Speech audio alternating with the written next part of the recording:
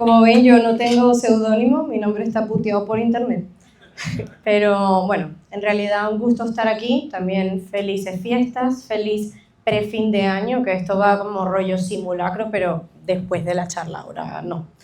Y a pesar de que voy a hablar desde un punto de vista estadístico, ese punto se traduce por completo a aquí, a humanos, a no IA, lo que es bastante interesante, porque a pesar de que tengamos otra aproximación, no nos damos cuenta de que el punto de convergencia puede ser muchísimo más obvio.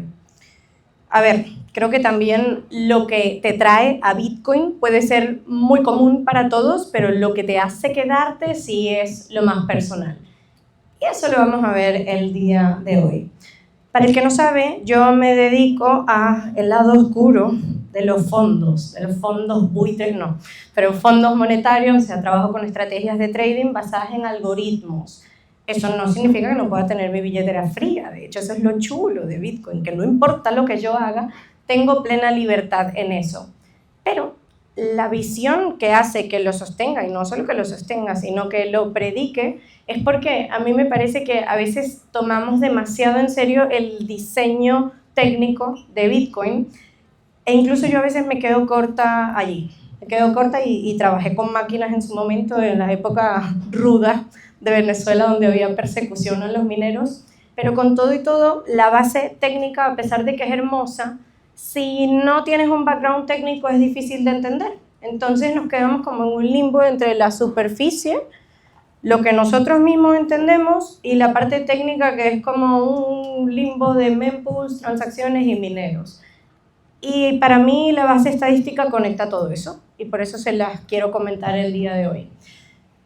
Yo hablo de Bitcoin como una trampa perfecta, porque parece como esa idea que jamás te ibas a imaginar en su momento, yo por lo menos que lo escuché hace bastante tiempo, que iba a llegar a donde está, pero llegó a donde está por diseño, no por casualidad, que muchas veces se nos olvida esto.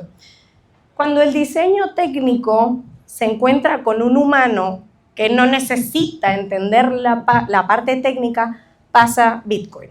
Y ahí es donde me parece a mí que viene lo importante. ¿Por qué carajo le pusieron un precio? ¿Y por qué carajo nadie habla del precio? Porque creo que tenemos como dos teams enteros, uno que se va al extremo de, precio tal, y luego el otro extremo de, no, bro, a mí no me hables de precio. Yo estoy en la parte de la convicción. Y tanto una como la otra hace daño, porque la verdad es que si yo no pudiera traducir Bitcoin al mundo real y vivir en deflación, no me interesaría. Y aquí no me miren con esa cara de, no, yo no vendo, yo sé que todos han vendido. Y hay que traducirlo para el mundo real. ¿Qué pasa con el otro extremo también? La especulación activa extrema de precio hace que es que al final no percibas ningún beneficio, porque te vas a quedar perdido precisamente en tratar de predecir lo que va a ser un activo que a nivel financiero es impredecible. ¿Dónde está el punto de convergencia? Si esto iba a ser un digital peer-to-peer, ¿por qué no fue diseñado como un stablecoin? Porque tú pensarías, a ver, si el objetivo era que todos pudiéramos hacer transacciones sin efectivo y anónimamente, ¿por qué asignarle un precio? O sea, ¿por qué darle valor especulativo si así va a hacer tanto daño y lo iban a coger las naciones y los fondos, etcétera? El pricing y el mecanismo de pricing de Bitcoin no fue diseñado como un bug monetario, porque las cosas cotizan. Es un feature, es decir, es una característica para que Bitcoin llegase a donde está hoy. El setup técnico. Yo creo que aquí todos estamos bastante claros que la escasez sí que está programada, pero la escasez no define nuestras compras sobre el activo, define nuestra idea sobre cuál es un buen precio para comprar el activo. Venimos del 2009, donde teníamos 50 Bitcoin cada 10 minutos, a hoy, donde tenemos 3.125. Siempre ha sido cada 10 minutos.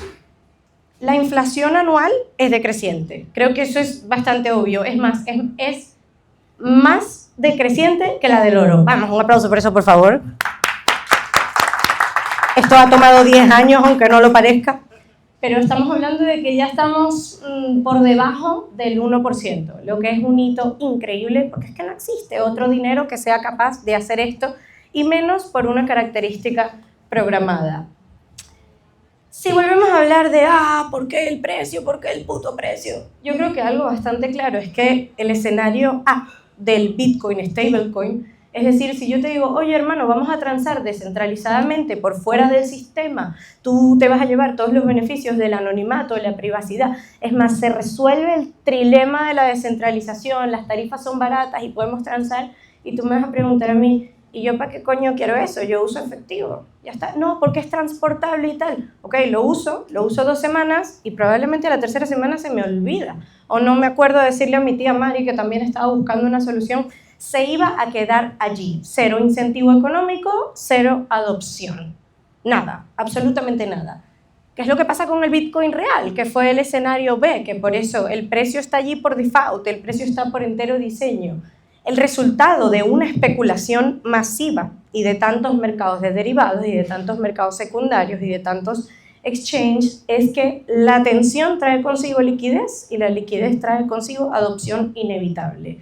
Que algunos llegan porque se han quemado 80.000 veces, sí, pero algunos otros llegan simplemente porque tuvieron la capacidad de enterarse, de avisarlo. Y cuando tú tienes un activo que el método o la forma de llamarle es el activo con los mejores rendimientos de los últimos 10 años, es que no puedes escoger otra cosa, no puedes hablar de los bienes raíces, no puedes hablar de un fondo, no puedes hablar de la acción de Nvidia, tienes que inevitablemente hablar de Bitcoin.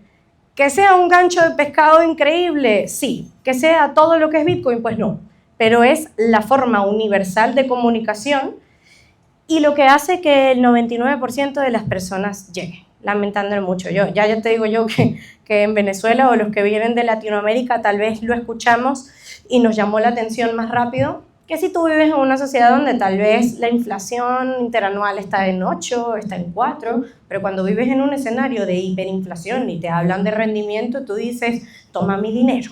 Y eso es lo que pasa con Bitcoin.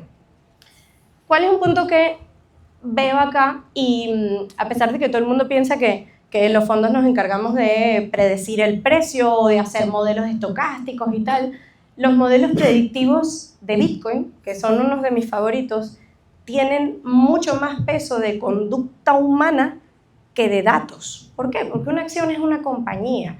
Y esto es lo más guapo. Cada vez que alguien te dice, no, pero es que Bitcoin no es una compañía, y yo respondo, sí, hermano, precisamente por eso es genial, porque no es una compañía.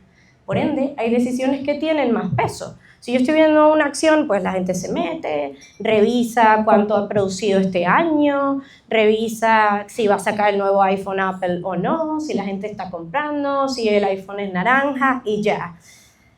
En Bitcoin la cosa cambia bastante. Yo no creo que Satoshi haya leído a Kahneman, pero este es un experimento bien chulo en donde ponían una ruleta y tenían 2 números en la ruleta. Un número era el 10 y el otro era el 65. Ya está. Y hacían la misma pregunta. Le daban la vuelta a la ruleta a un grupo, ese grupo casualmente caía en 10 y la otra caía en 65. Y les preguntaban, oye, ¿tú cuántos países africanos crees que están en la ONU? ¿Qué porcentaje? Pues la gente que tenía el 10 decía que el 25%. Y la gente que tenía el 65 decía que el 45%. Y tú ahí te preguntarás, bueno, pero ¿por qué rayos escoges algo? Y es porque tenemos un sesgo de anclaje tan fuerte que algo tan simple como un número en la ruleta me puede hacer pensar a mí que África está más o menos desarrollada e involucrada en la ONU. ¿Qué pasa con esto? Que números completamente aleatorios, porque ya te digo yo que el del 10 y el 65 no salieron de ningún lado, cambian las estimaciones por un 80%. Hacen que tú pienses algo completamente distinto. Y este sesgo es precisamente la razón por la que Bitcoin jamás en la vida entera de la existencia podría colapsar a 0. No me pongo a explicarlo en Twitter porque yo creo que ya me bloquearían más de lo que estoy, pero creo que cuando lo entiendes cambia tu forma de verlo y también de sostenerlo. ¿Qué pasa con esto? A nosotros se nos olvida que este sesgo está presente en todo y tú dirás, qué tonta la gente que no sabía que era el 25 o el 40%. La verdad es que si tú no tienes certidumbre sobre alguna respuesta y tienes un pequeño gancho que te ayude a dirigirla, lo que naturalmente vas a hacer es asociar tu respuesta a un número. Y Bitcoin dice que tiene un número que sale en CNN cuando le conviene, o sea, cuando está cayendo, un número de máximo, un número de mínimo, y a los números que le ponemos atención no es la cantidad de Bitcoins que se están minando, ojalá, no es tampoco a la cantidad de transacciones atascadas en un bloque, ojalá, el número al que le ponemos un precio y nuestro punto de Kahneman, nuestra ruleta, es el número que vemos cuando abrimos el teléfono y vemos el precio máximo o el mínimo. Queramos o no, seamos mentalmente avanzados, filósofos, científicos, especuladores, ese es el número en el que todos tenemos un consenso, porque es el único que hay. ¿Qué pasa con el precio de Bitcoin? La gente piensa que el precio se sostiene por fundamentales, que el precio se sostiene por los ETF, porque pasó tal, por los ciclos de halving, que en realidad es una profecía autocumplida porque el halving inherentemente no cambia el precio de Bitcoin. Lo que cambia el precio de Bitcoin al corto plazo es la oferta y la demanda. ¿Por qué la gente busca tanto un precio de salida y un precio de compra en donde lo veo y no lo busca en donde hay un consenso? Porque no pienso que el consenso puede influir tanto, pero el consenso influye. Es más, yo cada vez que lo veo en 100.000 digo, loco, yo me llamara a mí de hace 5 años estaría saltando en un pie porque está en 100.000. Pero ahora 100.000 cambia porque ya tengo un Kahneman. Ya yo sé que 100.000 son 125. Y también sé que 100.000 son 74. Entonces mi perspectiva no puede ni jamás va a ser la misma que antes. Hay unas cuantas cohortes en Bitcoin. Hay cohortes del 2010, cohortes del 2021, cohortes del 2017. Yo creo que en todas me he dado un platanazo, excepto en la anterior, porque ya aprendí. Y cada cohorte tiene un Kahneman o un precio referencial completamente distinto, lo que hace que Bitcoin no pueda ni irse a cero, pero tampoco ser una burbuja especulativa infinita que llega a 10 millones. Porque cuando esté en 10 millones, alguien va a tener su efecto de ruleta y va a decir, ya yo con esto tengo suficiente.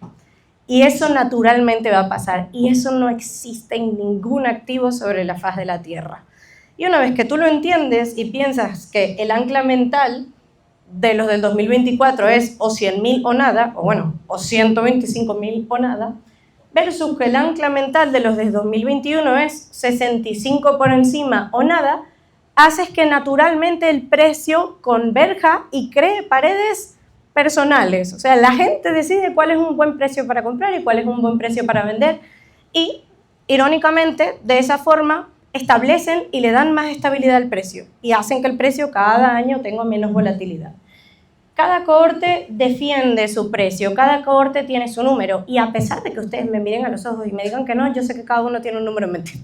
Que sea o probabilístico o especulativo, ya ese no es mi problema, pero todos tenemos un número en mente.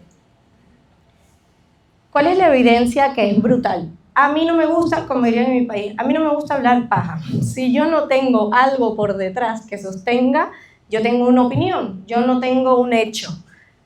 El punto con toda esta evolución y las cohortes que ha tenido Bitcoin es que han creado un comportamiento hodl que ya no es un meme, sino que es una realidad dentro de lo que es BTC. El 64% del supply no se ha movido en más de un año. Esto es una auténtica locura. O sea, yo no puedo explicar esto naturalmente. Y el 48%, es decir, casi la mitad, no se ha movido en 2 años, lo que también es una barbaridad, porque yo cuando tenía local Bitcoin todo el martes, miércoles compraba, vendía, o sea, era una absurdez pensar en sostener. También el 29% no se ha movido en 5 años, que esto es una especie de panacea, porque si tú piensas, si estamos aquí y esto está así, ¿cómo vamos a estar en el 2030? Este 29 puede ser un 50, lo que significa que el soporte ya no es el halving, no, el soporte es el precio realizado de la siguiente cohorte. Entonces se pasa por los auténticos huevos todas las referencias de precio de analistas de los ETFs y es el precio de la cohorte que decida cuándo le sale del forro vender. Entonces, ¿puedes explicar ese gráfico? Sí, ahí voy al gráfico. Los datos son de Glassnode, por cierto, si los quieren sacar. ¿Qué es lo más esencial de las cohortes? Que el comportamiento humano nunca había tenido tanto peso en un activo a largo plazo. Ahora el peso está al corto plazo en las liquidaciones. Ahí con ese trago amargo cerramos la presentación. pero nunca lo que decidiera una cantidad de humanos con un pensamiento en común que no fuesen organizaciones grandes o fondos grandes, había tenido peso o impacto en el movimiento de un activo. Esta es la primera vez en la historia que sí. Y el máximo histórico, y aquí les explico de forma simple el chart, es decir, el long-term holder supply, o sea, el supply que hay de holders o personas que aguantan, sostienen Bitcoin a largo plazo, está en un máximo histórico, está en 14.7 millones de Bitcoin. ¿Qué significa? Que nunca, en ningún punto de la historia, también porque ahora tiene más años existiendo que en el 2015, habían tantas personas que en el largo plazo habían sostenido sus Bitcoin. ¿Que una gran cantidad de esos Bitcoin están perdidos? Sí, pero eso no es el tema que vamos a hablar hoy. Protejan sus Bitcoin, protejan sus llaves, sepan dónde las tienen y tengan acceso. Y el que se ríe con dolor, lo entiendo. ¿Por qué no venden las personas cuando el precio sube 100.000, 500%? Porque si no hubiese un sesgo de sostener, si no hubiese un Kahneman, este gráfico no podría existir. Porque si yo te muestro el gráfico de una acción, la rotación es demasiado grande. Los que la sostienen por 10 años son los que la tienen bloqueada por la compañía. Pero del resto, hasta el mismo hijo del CEO de Nvidia sale llorando en un video y dice, perdón papá, lo vendí todo. ¿Qué pasa aquí? Que aquí no me lo retiene una compañía. Yo estoy o escogiendo guardar mis llaves y por eso no vendo, o las perdí y contribuí a la red de una forma monumental, pero un poco pendeja, pero a todos nos puede pasar. ¿Qué es lo guapo, increíble de esto? Y yo creo que la estadística que sí, si pudiera tatuarme, lo haría. El dato que para mí cambia, y sobre todo porque es una realidad, yo pensaba, oh sí, esto puede pasar, pero ya no, ahora es una auténtica realidad, es que del 2024 más Bitcoin se vuelve inaccesible, y no estoy hablando de la escasez y la emisión, eso ya todos lo sabemos, ya leemos el white paper y nos enteramos, pero el Bitcoin se vuelve más inaccesible cada día en comparación con el Bitcoin que se mina. Entonces, ahora no solo tenemos una escasez por diseño en la red, tenemos una escasez cognitiva, o sea, tenemos de verdad, donde sea que esté Satoshi debe estar, sí, todo fue acorde al plan, porque es increíble la planificación que hay, y uno piensa que la planificación es exclusivamente técnica, pero no, la planificación era también social. El incremento diario del ancient supply, y por esto me refiero a las monedas viejas, a los bitcoins boomers, por decirles un nombre, supera oficialmente la emisión diaria. ¿Qué significa esto? Que diariamente hay un promedio de 450. Entre las recompensas que da y la cantidad de bloques que se mina, estimamos que son unos 450. Y las monedas que se vuelven ancient, es decir, que ya vienen de la otra época, está alrededor de los 500, 600 diarios. Es decir, más monedas pasan a ser monedas antiguas, monedas que tienen existencia, que las monedas que salen a mercado. Y aquí no hace falta mucha economía, oferta y demanda, y empiezas a pensar, oh, todo tiene un poco más de sentido ahora. Y a pesar de que parece que es un círculo especulativo, porque sé que parece y parece que todo el mundo está a compra-vende, es un círculo virtuoso de un sistema que cobró vida más allá. ¿Por qué? Porque los incentivos están alineados en todo momento. Tienes la escasez técnica, que es el halving, que todos sabemos que inevitablemente, a pesar del precio, estén o no estén los mineros sufriendo, va a suceder. Tienes la especulación y la distribución natural, es decir, tienes a los que pierden monedas, tienes a los que venden apalancados y tienes a los que traducen su moneda, hacen una especie de pequeño carry trade y acumulan Bitcoin, y todos viven en el mismo ecosistema. O sea, tienes a la liebre, tienes al león y luego tienes al que va disparando, que es un exchange. Pero ya es el último tema. Tienes anclas psicológicas que son inevitables, porque a pesar de que yo me lea 100.000 análisis y todo, el único que va a llevar a la percepción consciente de su precio en disposición para comprar y vender soy yo, que puede estar estimulado, sí, pero cognitivamente es un egregor, es decir, es un pensamiento consciente de todos. Y tienes un comportamiento HODL, que es un disposition effect. Esto tiene su lado bueno y tiene su lado malo. ¿Por qué? Porque las veces que más tú lees la palabra hold o hodl o aguanta, son las veces que el precio va en picada. Tú nunca lees, oye hermano, el precio está en máximos históricos, aguanta tu Bitcoin, no lo vendas. No, tú vas a leer eso cuando ya todo se está yendo, cuando hay sangre en la calle y ya va a menos 30, menos 40, te van a decir aguanta. Y a pesar de que parezca irónico, al humano se le hace mucho más fácil aguantar una pérdida que aguantar una ganancia. ¿Qué hace esto? Que haya gente aguantando pérdidas, por ende creando un soporte más alto, y que haya gente que cuando haya ganancias esté dispuesta a transferir sus monedas, lo que hace que el ciclo se retroalimente. Y también tenemos un supply acelerado, que es la estadística guapa aquí. La parte técnica converge con la parte cognitiva, no tendríamos una sin la otra, porque ya les repito lo del principio, si esto costara $1, ninguno de nosotros estuviese aquí. Y probablemente si hubiese, que ya pasó, si echamos un poquito más para atrás, vemos todas las utopías previas a Bitcoin que no salieron del pensamiento distributivo porque no había un incentivo, no había un mérito. El lado oscuro, y con esto cierro para que ya brindemos. Bueno, sí, Mariel, todo esto suena brutal, al fin y al cabo sí, cognitivamente tenemos peso sobre Bitcoin. Algunos saben que tienen peso y otros no saben, pero tienen el número en la cabeza, lo que también coincide. Pero hay algo que sigue acelerando el precio al corto plazo y que también me parece a mí que es una especie de diablito que no se sabe utilizar y que también termina quemando a muchísimas personas en el camino. A ver, si este es Lucifer, las altcoins serían como el hijo de Lucifer, porque imagínate, si hay apalancamiento sobre Bitcoin, hay apalancamiento sobre cualquier cosa. ¿Qué es importante aquí comentar? Los derivados, es decir, mercados de mercados secundarios, han existido toda la vida. Han existido sobre los tulipanes, sobre la carne, toda la vida han existido los contratos. ¿Cuál es el tema con los contratos aquí? Que son los primeros contratos que tienen, yo no diría que flexibilidad, sino que tienen, hay mucha impunidad con respecto a lo que pasa en los mercados de criptoactivos, precisamente porque hay muchas áreas grises. ¿Y qué pasa con los derivados? Los derivados en sí no son malos, pero imagínense ustedes que en vez de un contrato, tienes un contrato que tiene crack encima. Ese sí que es malo, porque estamos hablando de que está matemáticamente diseñado para que las personas pierdan dinero. No hay otra forma de usarlo. No es que, no sabes hacer trading, no sabes manejar el riesgo. No. No hay otra manera, no hay forma ni manera de que alguien estadísticamente haga dinero aquí. Una especie de máquina tragaperras que tiene las probabilidades puestas de 1 a 7.000 millones. O sea, necesitas que todo el mundo le dé clic para que llegue a suceder. ¿Qué pasa con los futuros perpetuos? Aparte de que no tienen una expiración, o sea, tú puedes estar ahí toda la vida, pero créeme, no vas a durar ni un minuto. Estamos hablando de que si yo abro una posición y en vez de comprar Bitcoin en spot, pasármelo a mi billetera o conseguir Bitcoin peer-to-peer, es decir, coordinar una compra con alguien y quedarme con eso ahí y mi círculo virtuoso de precio, yo me voy al otro extremo, o sea, bajo al inframundo y digo, ¿sabes qué? Yo creo que esto va a subir, déjame poner una apuesta sobre eso.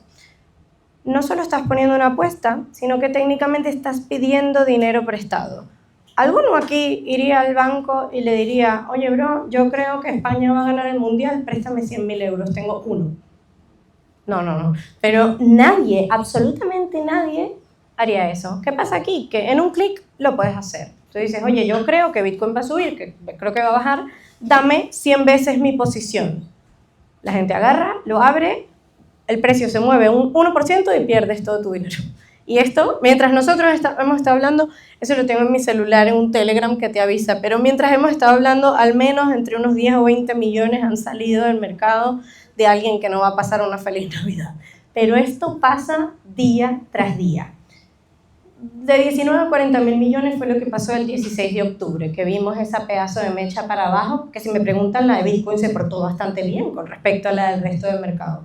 ¿Por qué de 19 a 40? Porque está oscuro el mercado, que lo que sí sabemos es que fue un día récord de ganancias para todos los exchanges que existen. Entonces, si tú dices, ya va, pero sí, cuando todo el mundo pierde y sufre para arriba y para abajo, es cuando más ganan instituciones poco registradas, con poca regulación, no hay ahí un conflicto de interés gigante en ofrecer un servicio, si tú ganas precisamente cuando barres y liquidas a todo el mundo. El 95% de las posiciones creo que por eso les dije que era bastante obvio, con más 100 se liquidan en 24 horas, y el otro 5 a las siguientes 48, porque aguantaron y pudieron meter más dinero. Y lo más difícil y duro y triste de todo esto que tú dirás, bueno, que liquiden a la gente que está vendiendo Bitcoin. No, queridos, ojalá, pero el 90-85 de las posiciones son posiciones long. O sea, gente que dice, pasa un poquito de lista y dice, a mí no me vale con el movimiento natural de precio, déjame pedir prestado para ganar más dinero. Y los liquidan. Y luego vuelven y los liquidan y probablemente esa persona salga del mercado antes de entender lo que es Bitcoin en realidad. Este es el punto de quiebre que tenemos. El mercado de futuros perpetuos no está diseñado para que ganes, está diseñado para liquidarte. O sea, el exchange gana cuando pierdes. ¿Cuál es el apalancamiento inteligente y dónde, cuando yo digo que vengo del lado oscuro, y aquí aclaro función, no es consejo financiero, esto es un fondo que trabaja con más de 150 personas, 200 estrategias y un montón de algoritmos. Necesitas infraestructura. Pero nosotros no tradeamos Bitcoin en una base especulativa. Lo que hacemos son estrategias apoyándonos en la liquidez que tiene el activo, porque es un activo que puedes comprar y vender y aparte tiene una cantidad de ETFs que te permiten arbitrar estadísticamente el precio. Yo prefiero sostener Bitcoin, pero tú le dices al fondo, sostén Bitcoin y conviértete en una tesorería y ya esto da para otra charla, pero eso no me toca a mí. ¿Qué pasa? Que con que haya una mínima presencia del activo, así sea en la parte especulativa, contribuyes a todo lo que hablamos en el momento anterior. ¿Cuáles son las estrategias que hay? El apalancamiento direccional suele ser terrible, y es terrible, pero el apalancamiento market neutral, es decir, apalancamiento que utilizas para aprovecharte de una posición, no es malo en sí porque lo estás utilizando con una ingeniería para protegerte. Hay gente que hace esto con acciones con exposición a Bitcoin. No recomiendo esto, no hago esto, no me van a agarrar a mí en 1.000.000 de años, pero hay gente que lo hace, que sepan que hay formas de hacerlo. ¿Qué pasa aquí también? La diferencia entre especular y apostar es la diferencia entre perderlo todo o tener algo de dinero.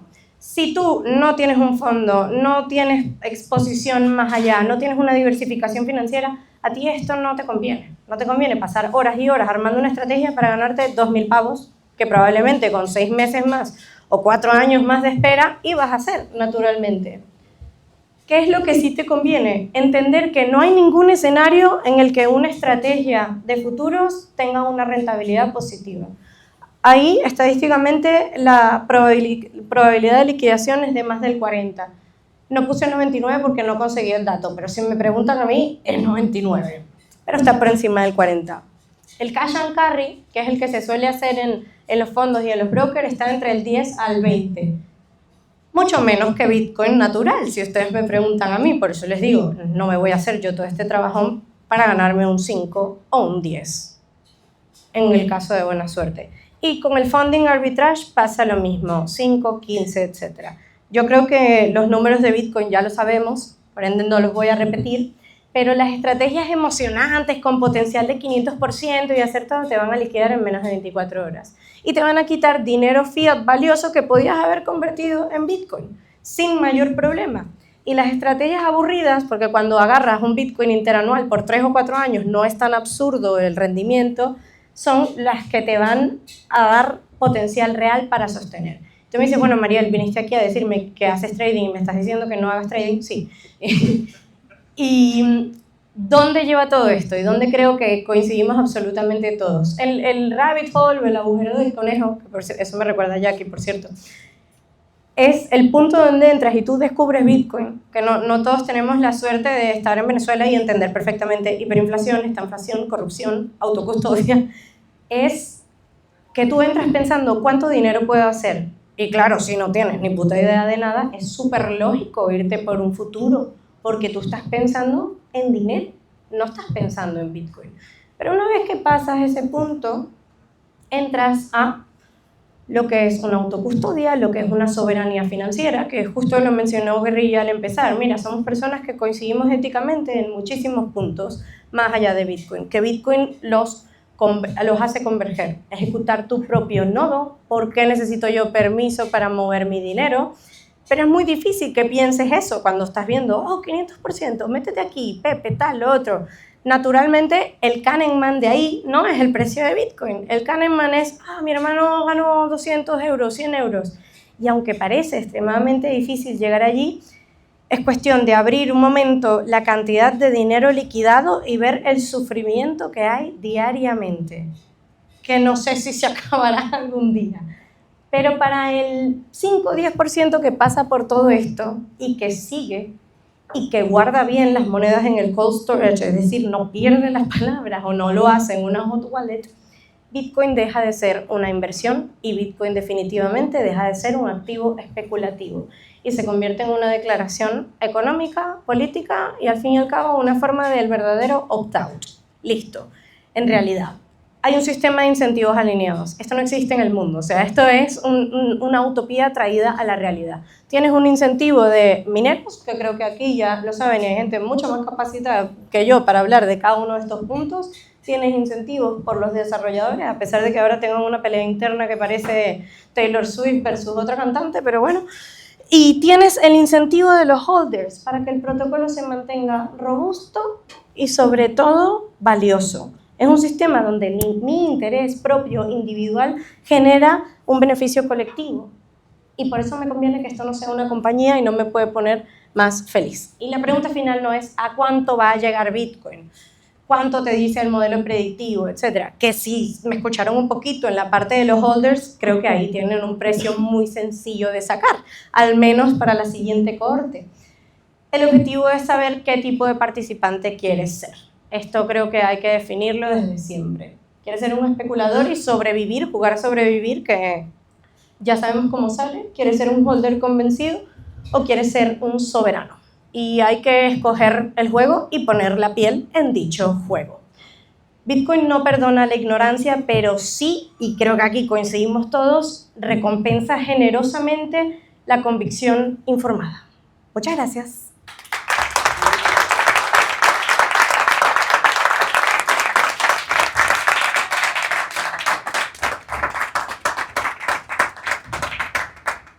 Hola, buenas. Quería preguntarte por qué un fondo de inversión o una persona que haga trading haría ese tipo de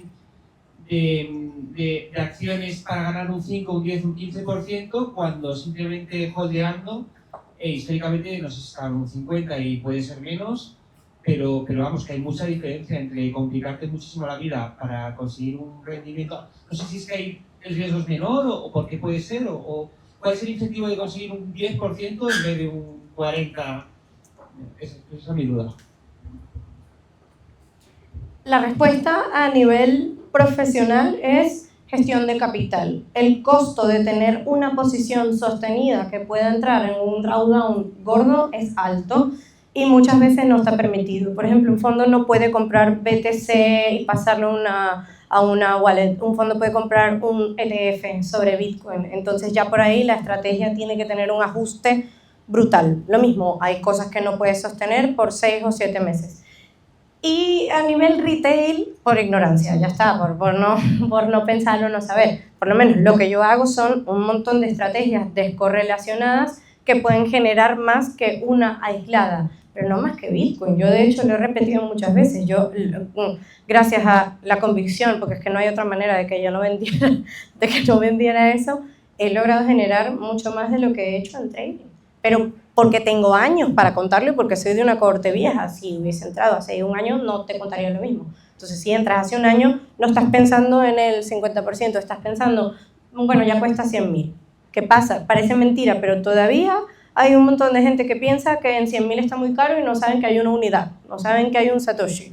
¿Qué es lo bueno? Eventualmente va a haber una transferencia gigante de generación más alta a generación más corta y a alguien con 30 años no le llama la atención la misma inversión que al que tiene 70 y compró pisos aquí cuando estaba franco. Y esa transición va a ser importante para que tal vez más gente lo note, pero naturalmente especulación, llegar por especulación. ¿Qué tal? Quiero preguntarte, has dicho que Bitcoin es el único activo que responde al comportamiento humano. ¿Tienes calculado, tienes una idea de qué cantidad de Bitcoin tienen que tener los institucionales / tesoreras para que eso no sea así? ¿Quién maneja? Uy, ¿aló? Hola. Ya. ¿Quién maneja las tesoreras? Fondos. ¿Quién maneja los fondos? ¿Quién maneja los bancos de inversiones? Personas. Otra cosa que pasa mucho es que pensamos que los ETFs son el enemigo. El ETF compra si hay demanda. El ETF vende si no hay demanda. Esa demanda y esa oferta sigue viniendo estimulada por una persona a una escala diferente, porque antes éramos nosotros los que teníamos pesos, pero siguen siendo personas. De hecho, uno de mis estudios favoritos es que tomaron un banco de inversión que tenía un montón de traders independientes para medir si las personas con activos bajo gestión de 5 o 10 millones se comportaban distinto, y es que somos el mismo mono con el dardo en la mano. La diferencia es que alguien con 100 millones pierde mucho más capital que alguien con $100. Pero ese peso lo que va a hacer es que antes hablábamos de un Bitcoin que se movía de 5.000 a 6.000 y era un movimiento porcentual grande. Tenemos un retorno disminuyente. Ahora el movimiento de 10.000 que puede pasar, que pasó del movimiento de $16.000 que pasó el 16 de octubre, en un momento $16.000 era el precio de todo Bitcoin. Necesitas jugadores más grandes para escalar. No hay manera. Me encantaría decirte, sí, todos unidos, pero no. Para poder incentivar, a pesar de que el movimiento parezca más grande, porcentualmente es más pequeño. Y eso es lo que da cierta seguridad. Mientras la volatilidad siga contrayéndose, el jugador sigue viniendo incentivando por un humano, aunque a simple vista no le parezca. Pasa lo mismo con los algoritmos. Bueno, pero es un robot. ¿Quién programa el robot? La única cosa es, como decía, las personas están detrás igualmente invierten en acciones, invierten en productos que no son Bitcoin, ¿no? Al final, si todo se traduce a personas, llegamos al mismo punto, ¿no? Entonces, ¿por qué? Entiendo eso. Claro, ¿cuál es la diferencia con Bitcoin y con una acción? La acción te da convicción por los productos generados de la empresa, por el EPS, por el EP value, por la distribución, por la cantidad de franquicias. Bitcoin no. O sea, en Bitcoin lo que te da a ti una convicción viene de un humano. A pesar de que en una empresa parece que también, porque aquí la diferencia es que tú tienes desarrolladores, mineros, divulgadores, etc. Y en una empresa pues tienes un producto. Aquí no hay un producto. El producto es tu convicción sobre el activo. Eso nunca había pasado. Y de hecho es lo que precisamente genera el debate de no vale nada porque no es una empresa, y que el hecho de para tú entender eso puede ser muy inteligente y no entenderlo, o puedes no ser tan inteligente y entenderlo. Eso no puede pasar en un punto subjetivo con una empresa, porque la empresa tiene una valoración y es la valoración la misma que ves tú, que veo yo, ya está.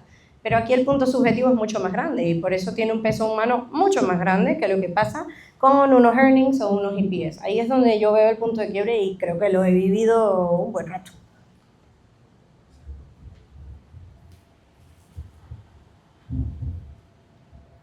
Hola, muchas gracias. Yo te quería preguntar, has comentado antes que los que se apalancan tienen grandes posibilidades de perder, ¿vale? Sobre todo a nivel del % esto. ¿Qué porcentaje de los que operan con derivados es retail y qué porcentaje son institucionales? ¿Eso lo sabes? Y la otra pregunta, en un slide he visto, creo entender que leí, que decía que solo entre el 5 y el 10% de los poseedores de Bitcoin lo tienen en autocustodia. No sé si lo leí bien o no entendí bien la frase. No, ese es el porcentaje que estimadamente no... A ver.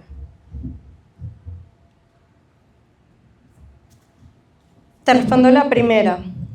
O bueno, no, la segunda. La primera no me acuerdo. Ya me acordé.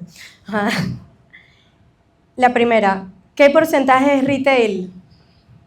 Un altísimo porcentaje, no te puedo decir exactamente, pero también el problema con la cantidad de liquidaciones es que se presta como a un malentendido la palabra retail, porque tú retail te imaginarías, bueno, es alguien que tiene $10.000, que tiene $100.000, etc. Pero algunos exchanges, como la data viene de los exchanges, te dicen pérdidas consideradas por retail y meten una cuenta allí que tiene $900 millones. ¿Es eso un retail? O sea, yo no sé cómo un retail llega a tener esa cantidad de dinero y luego meterla en un producto apalancado pero el problema es que obtenemos la data directamente del exchange. Entonces, la palabra retail va a venir definida por el exchange. Si nos vamos a Hyperliquid, por ejemplo, que es descentralizado, es nuestro trabajo definir lo que es un retail y lo que no es un retail. Ya te diría yo que o eres la casa o estás perdiendo dinero, porque estadísticamente es muy complicado. Es muy diferente un apalancamiento de 1.5 con un requerimiento de margen. Eso se puede hacer con contratos de futuro incluso, y yo puedo sostener una posición por 6 años. En un futuro perpetuo no. Está prohibido operar con futuros perpetuos si eres un fondo. Eso nos lleva a asumir y pensar que casi todos son retails. Ahora, retails o individuales con muchos fondos, está fina la línea. Pero en la gran mayoría, con un futuro perpetuo, complicado. Con un contrato de futuro o con un producto complejo apalancado, distinto, porque puedes tener más estrategias, pero aquí dependes del proveedor de mercado. Ese es el problema allí. Y la segunda pregunta que me hiciste, que estaba al final de la lámina, es una estimación de cuántas personas que llegan por una especulación pasan a tener su Bitcoin en custodia. Que, por cierto, me pasó hace poco, alguien que le hablé sobre Bitcoin ya 2019, pasó todo el infierno, toda la cosa, me llamaba cada cierto tiempo, luego me fue llamando cada vez menos, etc. De repente me avisa, oye, Mariel, es que me aparece en cero mi billetera. Yo, ¿cómo que te aparece en cero? No salió tan mal, pero me dicen, me aparece en cero la billetera. Yo, ¿pero qué pasa? ¿Qué billetera es? Me manda la captura, Exodus. Y yo, pero tú no tienes como 4 Trezors en la casa y no te abriste y me dice, sí, es que me da miedo pasarlo. Y estamos hablando de un individuo que tiene una cantidad que no es para Exodus. Entonces, eso sigue pasando. Así que el porcentaje de personas que incluso entiende y no pasa una autocustodia porque todavía el puente no es Lightning, ojalá, está entre el 5 al 10. Y es optimista. Me gustaría que fuese más.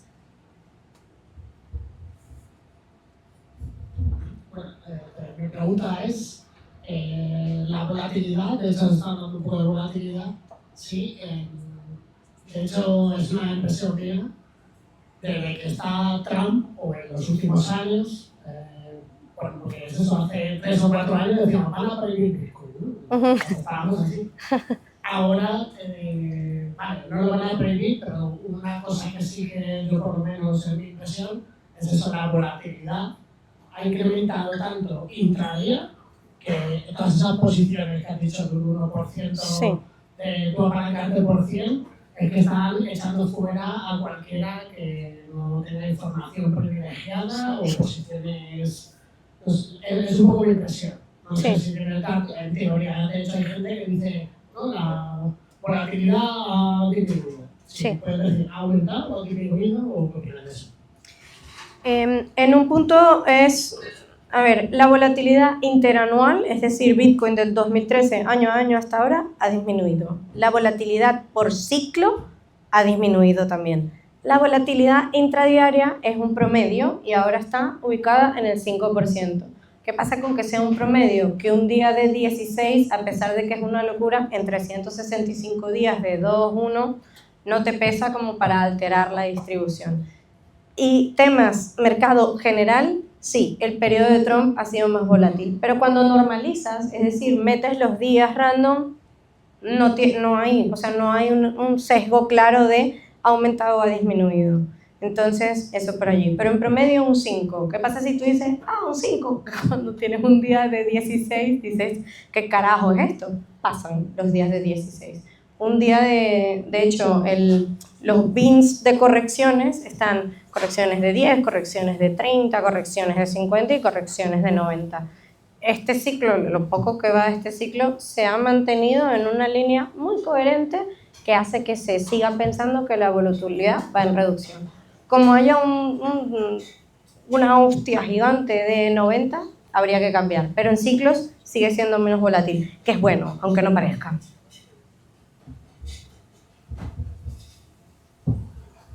¿Consideras que un pequeño apalancamiento de 1.2 o algo que necesitas un down de un 90% para que te liquiden puede incrementar tus creencias a largo plazo sin aumentar mucho el riesgo? Porque al final una bajada de un 90% es como muy improbable, y bueno... Menos probable que antes. Claro, desde luego. Y no sé si estamos, a lo mejor, por no apalancarnos nada, estamos perdiendo ese pequeño account. Yo describiría los productos de apalancamiento y los productos complejos como una carpa. Imagínate, yo para vivir tengo una casa y está guay tener una carpa con la que acampar, irme con mis niños y tal. No es lo mismo vivir en la carpa que vivir en la casa. Entonces digamos que el producto de apalancamiento es la carpa. Me viene bien una carpa que me costará 30 euros o 150 si le quiero dar caña, pero no puedo yo mudar a mi familia a una carpa. Así que un producto de apalancamiento para ser explorado primero tiene que ser con una parte mínima del patrimonio, que tenga una exposición asimétrica y sobre todo un apalancamiento bajo. Por ejemplo, hay ETFs que están apalancados por 2. Entonces, por ejemplo, está Money on Chain, que es un protocolo entero donde tienes exposición a un Bipro que está ligeramente apalancado sobre Bitcoin. ¿Es eso para tener todo tu Bitcoin? No. A menos que quieras vivir en la carpa y echarle 2 piernas a eso. Pero es una parte como tal de tu portafolio, de la misma manera que otros protocolos lo pueden ser. Por lo menos si yo puedo dar prestado mi Bitcoin y mi precio de liquidación está muy lejano, eso no tiene ningún problema para ser una opción, pero va a depender de tu perspectiva al riesgo. Más del 10%, jamás, nunca, nunca, jamás. Porque probablemente no te va a dar el rendimiento que estás esperando, porque viene anclado a otra cosa. Pero así lo veo.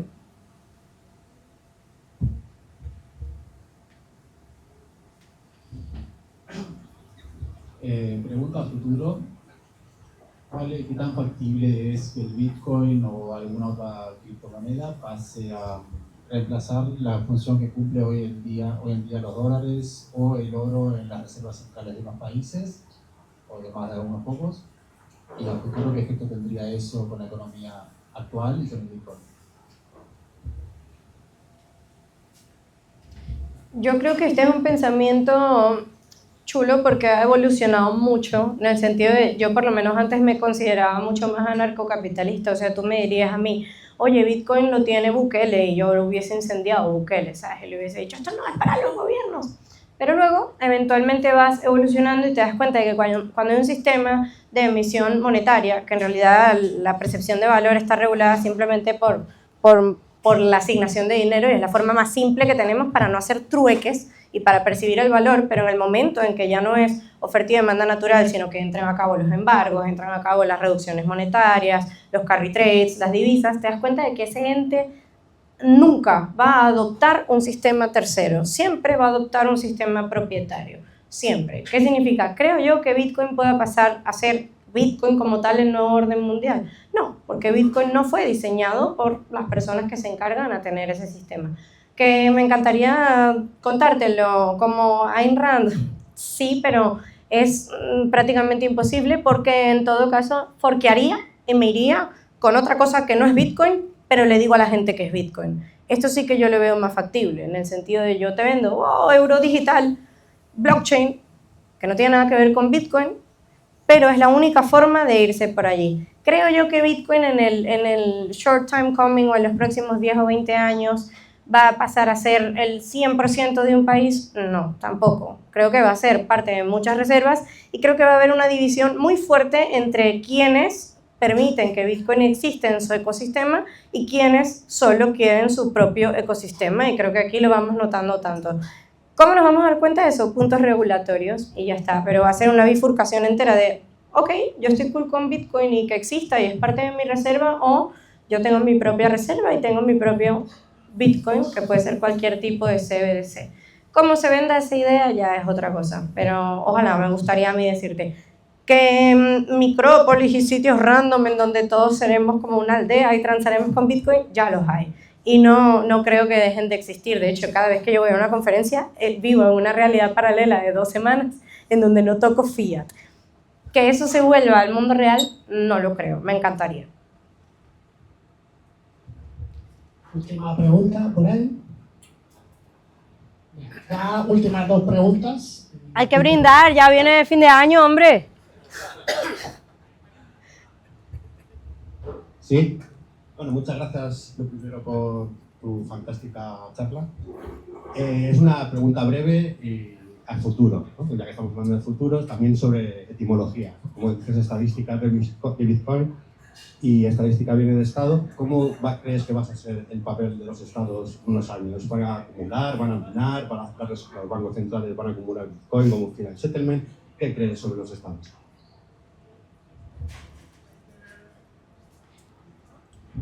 Esta pregunta me lleva inevitablemente a una palabra que he estado evitando mencionar toda la noche, que es China. Pero me recuerda un montón a todos los momentos duros en donde se pensaba, oye, si hay un 51% attack o si llegamos a tener un caos de dominio, va a ser China. Y luego salía China y decía, prohibido Bitcoin, y luego China es el mayor minero de Bitcoin, y prohibido tal, y luego China tal, no sé qué. Pasa que el Estado empieza a tomar una participación sobre las cosas que empiezan a ser muy grandes. Entonces, a pesar de que ahora parece que la participación viene desde las reservas o las semi-reservas, porque, por ejemplo, El Salvador no es con lo que empezó. ¿Por qué? Porque llega un Fondo Monetario Internacional, toca la puerta y te dice, tú no puedes hacer esto. Entonces, ¿qué pasa? También todos los países que tengan, por ejemplo, un potencial de minado, excepto Venezuela, que tiene todas las máquinas ahí pudriéndose, pero todos los países que tengan un potencial de minado y una potestad, no sobre expropiar como tal, pero ceder, son países que van a tomar naturalmente el control sobre eso.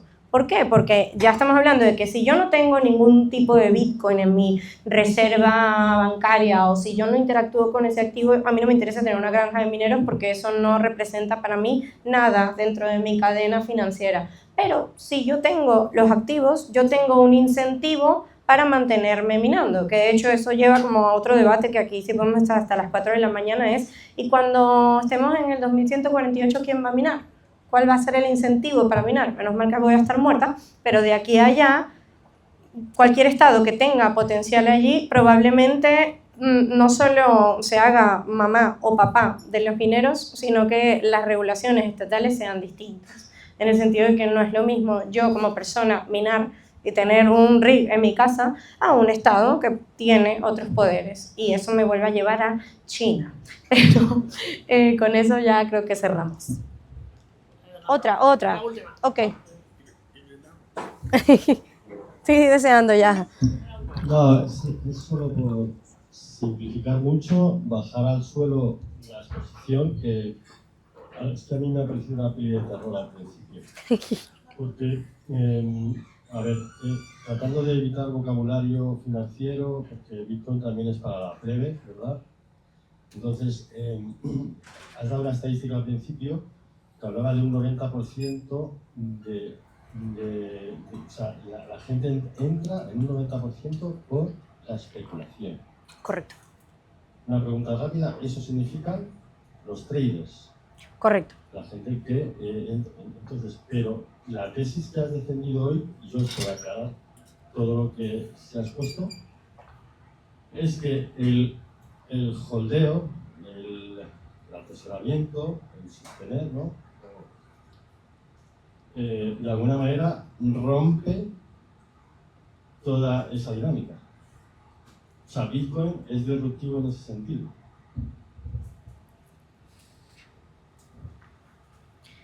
Tres puntos aquí y para redirigir, y creo que esto ayuda a que quede bastante claro. Trader, la palabra trader, muy mal entendida en estos siglos. ¿Qué pasa también? Si yo, por ejemplo, esta mañana mi esposo se cortó un dedo cuando estaba cortando un tomate y yo le puse una bandita, yo no soy un médico. Yo no puedo decir que soy un médico. Esto pasa con el término trader. Si yo coloco 2 operaciones en un exchange, yo no soy trader. ¿Me va a categorizar el exchange como trader? Sí. ¿Me va a exigir una certificación de broker? No, pero es un término que se ha perdido un montón. Cuando hablamos de que el 90% llega a especular, es porque si yo me descargo Binance y me llegan un montón de notificaciones de el precio subió, el precio bajó, compra esto, toma, te regalo un bono de 10, inevitablemente y probabilísticamente tiendes a un clic a eso y eso te convierte en un mal llamado trader. Eso es el punto 1. Punto 2. Mi trabajo es conseguir ineficiencias. O sea, yo me dedico a encontrar estrategias que tengan rentabilidad sobre el mercado. Uno de los activos que más hemos probado estrategias y que es más difícil de batir porque porcentualmente es lo más chulo que hay es Bitcoin. ¿Qué pasa con estas estrategias? Que, por ejemplo, comprar Fear and Greed no produce rentabilidad. Es más rentable invertir en días aleatorios que comprar en miedo y codicia porque se sobreajusta. Eso.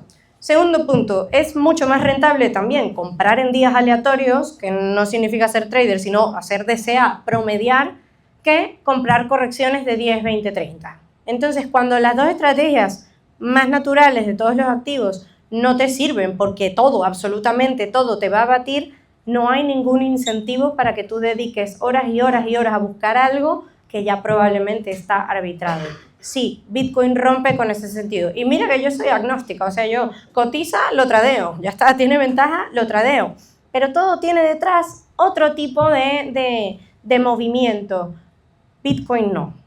Y esto incluye también a los exchanges. A pesar de que te he hablado de que son el diablo y todo, son un mecanismo introductorio gigante. Y tienen que existir ahora porque son un puente. Que un montón de gente se queda y se tira del puente sin querer, sí, pero también son un medio para un fin. Entonces sí, Bitcoin por primera vez rompe con esto porque cuando lo comparas con cualquier otra estrategia, la subida porcentual es absurda, que te hace alejarte de eso. ¿Cuál es el problema? Que nadie se pone a ver si es más rentable o no comprar y ya. La gente hace lo que ve.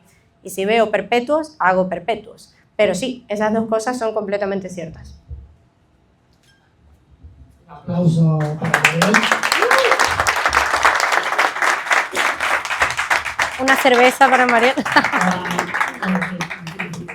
¿Que quiere brindar o algo así? Sí, ¿Ahora? sí. Ahora. Acabamos y nos vamos a sonar. Ok. Bueno, pues creo que ha estado muy bien, ¿no? Es un tema, en el Bitcoin Tuesday no hemos tocado el tema trading, pero es que no es exactamente por añadir un poco por mi parte, es que es exactamente como ha contado, es que esto no es trading, es que el ser humano desde que se despierta está haciendo arbitraje de las cosas que hace, ¿no? Y por ejemplo, yo no me dedico al trading, ¿por qué? Porque es que mucho tiempo, ¿cuántas horas le echas al día a estar intentando ver qué estrategia positiva o negativa, ¿no? Sí. Entonces es también, que lo has contado por ahí, pues bueno, está ahí, ¿no? El soberano. Mira, oiga, yo renuncio a participar en estos mercados que hay que echarle muchas horas para que no te devore, ¿no? Claro. Entonces es también la pregunta, ¿cuánto tiempo le quieres echar? Y luego eso estamos viendo que no es sencillo ganarlos, que rápido, pues ahí también interviene la parte de la preferencia temporal baja, ¿no? Que por ahí también, pues Bitcoin acaba posicionando a la gente en decir, oiga, mire, usted ahorre en esto, que ya va bastante bien, ¿no? Sí. Pero bueno, es interesante porque bueno, el 2026 pues seguirá habiendo Bitcoin Tuesday. De hecho, hay una charla por ahí, un poco spoiler, que se está preparando que es sobre el Bitcoin en los mercados financieros, las consecuencias que tiene. También se va a hablar de privacidad, también se va a hablar de minería. Pues esto, aquí al final cada uno estamos especializados en una cosa o tenemos nuestra pedra, ¿no? Que se dice aquí, que estamos obsesionados con un tema. A Mariel le mola el trading y está viendo, bueno, oye, Bitcoin, este activo es único, ¿no? Por eso hemos repasado las propiedades que tienen los mercados financieros, que eso no es un tema muy habitual de los Bitcoin Tuesday, pero pues eso, los que también os mole cualquier otro tema, pues sabéis que estamos abiertos a cualquier martes a hablar del tema que haga falta. ¿Y qué más? Ah, sí, recordar, economía circular, queréis gastar Bitcoin, pues tenéis aquí a Joselito, la miel, que está de puta madre, época de regalos, podéis comprar vuestra miel con Bitcoin, preferiblemente, y nada, yo la recomiendo.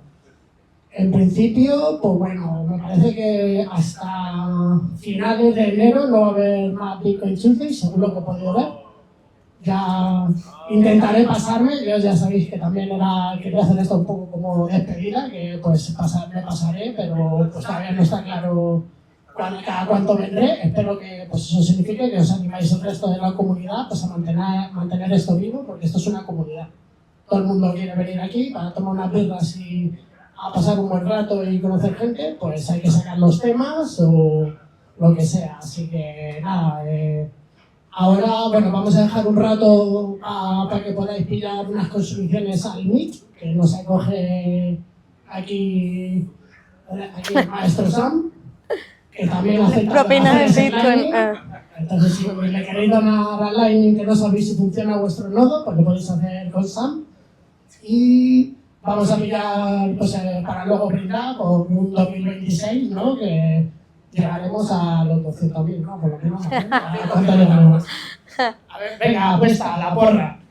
Por un 2026 lleno de Bitcoin. Esa es mi apuesta. Venga, muchas gracias y nos vemos en 2026.